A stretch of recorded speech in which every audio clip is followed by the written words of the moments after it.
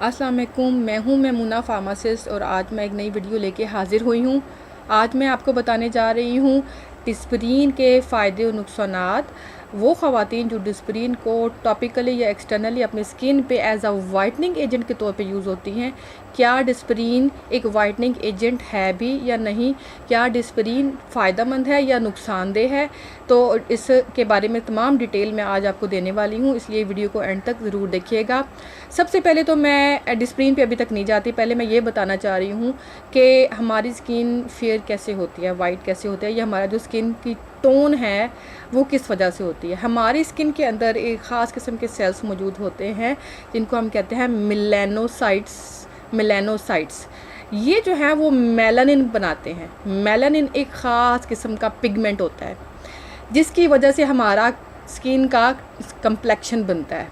ये एक प्रोटीन है जो कि मेलानोसाइट्स प्रोड्यूस करती है। मेलानोसाइट्स सेल्स हैं जो कि हमारी स्किन के अंदर मौजूद होते हैं। अब ये जो मेलानोसाइट्स हैं इनको कंट्रोल करने वाला कौन है कि आपने मेलानिन बनाना है, कम बनाओ ज़्यादा बनाओ, इनको कंट्रोल कौन कर रहा है? मेलानोसाइट्स को कंट्रोल कर रहा है हमारा ब्रेन। हमारा ब्रेन कंट्रोल कर रहा है। ब्रेन जो है वो मैसेज दे रहा है हमारे मेलानोसाइट्स को जो कि स्किन में मौजूद है कि मेलानिन की प्रोडक्शन इंक्रीज़ कर दो, डिक्रीज़ कर दो। अब ये जो हमारा ब्रेन कंट्रोल कर रहा है, ब्रेन को मैसेज या ब्रेन जो कंट्रोल कर रहा है, that is due to genetic factor. हमारी जीन्स की वजह से ब्रेन ने जो मैसेज देना है कि मेलानिन कितनी बनानी है वो डिपेंड कर रहा है हमारे जेनेटिक फैक्टर्स पे, जीन्स पे। जीन्स वो जो हम अपने पेरेंट्स से ले रहे हैं, हम अपनी मदर से ले रहे हैं, हम अपने फादर से ले रहे हैं, उस पर डिपेंड कर रहा है। सो अगर मेलानिन की प्रोडक्शन बहुत कम है तो स्किन बहुत फेयर होगी, वाइट होगी, ठीक है। उसके बाद अगर मेलानिन की प्रोडक्शन मीडियम है तो स्किन ब्राउन होगी, जिस तरह से पाकिस्तान या इंडिया के लोगों की होती है, मीडियम या ब्राउन कलर होगा। उसके बाद अगर मेलानिन की प्रोडक्शन बहुत हाई है तो स्किन बहुत डार्कर टोन में चली जाएगी। हमारा जो स्किन का जो कलर है, ये जो कम्प्लेक्शन है, वो डिपेंड कर रहा होता है हमारे जीन्स पे, हमारे जेनेटिक फैक्टर्स पे। इसके अलावा हमारे स्किन का जो कलर है वो उसके और भी कई रीज़न्स हो सकते हैं कि वो डार्क हो या लाइट हो। सबसे पहला तो रीज़न ये हो सकता है कि कोई डिज़ीज़, इसके अलावा कोई डिज़ीज़ जैसे कि कोई कैंसर है तो कैंसर के केस में भी स्किन जो है वो डार्कर टोन में चली जाती है।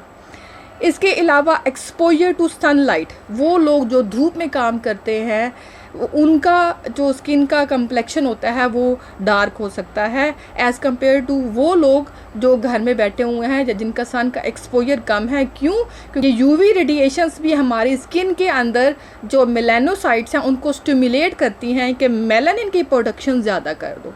तो इसीलिए जो जिन लोगों का सन एक्सपोजर ज़्यादा होता है उन लोगों की का कम्प्लेक्शन डार्क होता है। इसके अलावा एजिंग, जैसे जैसे उम्र ज़्यादा होती है वैसे वैसे मेलानिन की प्रोडक्शन ज़्यादा हो जाती है, उसकी स्किन डार्कर कंडीशन में चली जाती है। ये इस सारी बातें करने का मकसद ये है कि जो हमारे स्किन का जो टोन है वो एक ख़ास पिगमेंट की वजह से होती है, दैट इज़ मेलानिन। अब इसको कम कैसे करना है?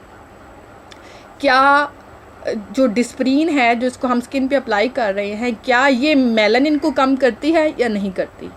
अब इस क्वेश्चन का आंसर लेने के लिए मैंने सबसे अपनी जो है बुक्स हैं उनको ओपन किया, देखा तो सबसे पहली जो एक बुक है दैट इज़ लिपनकॉर्ट इलस्ट्रेटेड रिव्यू, उसको मैंने जाके देखा तो मुझे ये पता चला कि जो डिस्परीन है ये एक ख़ास ग्रुप से बिलोंग करते हैं जिसको हम कहते हैं एनसेट्स।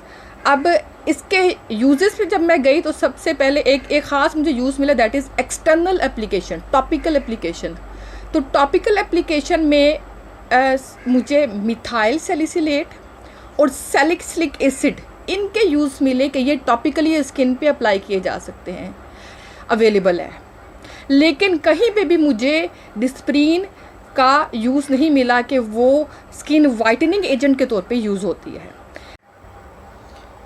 डिस्परीन इज़ एसिटाइल सैलिसिलिक एसिड, और जब आप ये स्किन पे लगाते हैं तो ये आपको फ़ायदे से ज़्यादा नुकसान देता है।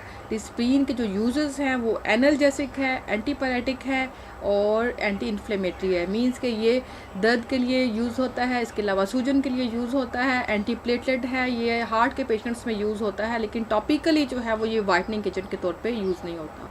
अब होता क्या है कि कई होम रेमेडीज़ हैं जिसमें ये सजेस्ट किया जाता है कि डिस्प्रीन को योगर्ट में मिक्स करके हम स्किन पे लगाएं, उसके बाद उसको स्क्रब करें। तो जब हम स्क्रबिंग करते हैं तो स्क्रबिंग करने से क्या होता है कि स्किन की जो डेड स्किन है वो उतर जाती है, वो रिमूव हो जाती है, तो थोड़ा सा हल्का सा ग्लो आ जाता है। तो हमें ऐसे लगता है जैसे फेयरनेस हो गई है या हमारा जो स्किन टोन है वो लाइट हो गई है, लेकिन हकीकत में ऐसा नहीं होता। तो बल्कि जो डिस्प्रीन है अगर आप इसको स्किन पे लगाते हो तो ये आपको फ़ायदे से ज़्यादा नुकसान देता है। आपके स्किन को ये रेड कर देगा, ये ड्राई कर देगा, इसलिए डिस्प्रीन को स्किन पे लगाने से बचें। मार्केट्स में और बहुत से वाइटनिंग क्रीम्स अवेलेबल है, जैसे कि ग्लूटाथायोन अवेलेबल है, ग्लूटाथायोन के कैप्सूल्स अवेलेबल है, और ये जो है वो एक्सटर्नली क्रीम्स की फॉर्म में भी अवेलेबल है। जब आप किसी भी डर्माटोलॉजिस्ट के पास जाते हो तो डर्माटोलॉजिस्ट आपको ग्लूटाथायोन रिकमेंड करता है, जिसके साइंटिफिक प्रूफ हैं। ग्लूटाथायोन हमारी स्किन में मेलानिन के प्रोडक्शन को कम कर देता है। इसको हम विटामिन सी के साथ कंबाइन करके लेते हैं और एक्सटर्नली भी अप्लाई करते हैं। शॉर्ट टर्म ये स्किन को फेयर कर देता है। जब तक आप इसको यूज़ करते रहेंगी आपको स्किन को फेयर करेगा, लेकिन एंड पे वही पहले वाली बात है कि ये जेनेटिक फैक्टर्स हैं, ये जीन्स हैं जो कि डिटरमिन करते हैं हमारी स्किन टोन को। तो एक्सटर्नली अगर हम कुछ भी अप्लाई करते हैं उससे थोड़ा सा ग्लो आ जाएगा, बेहतर हो जाएगी स्किन, लेकिन लॉन्ग टर्म नहीं। लॉन्ग टर्म हमारा वही जो ब्राउन कलर है, जो पाकिस्तानी का कलर होता है, या जो हमारे पेरेंट्स के जीन्स की वजह से जो हमारा स्किन टोन डिटरमिन हो रही है वही रहेगी। इसीलिए और मार्केट में बहुत सी और प्रोडक्ट्स अवेलेबल हैं, जैसे कि कोजिक एसिड है, हाइलोनिक एसिड है और हाइड्रोक्विनोन है।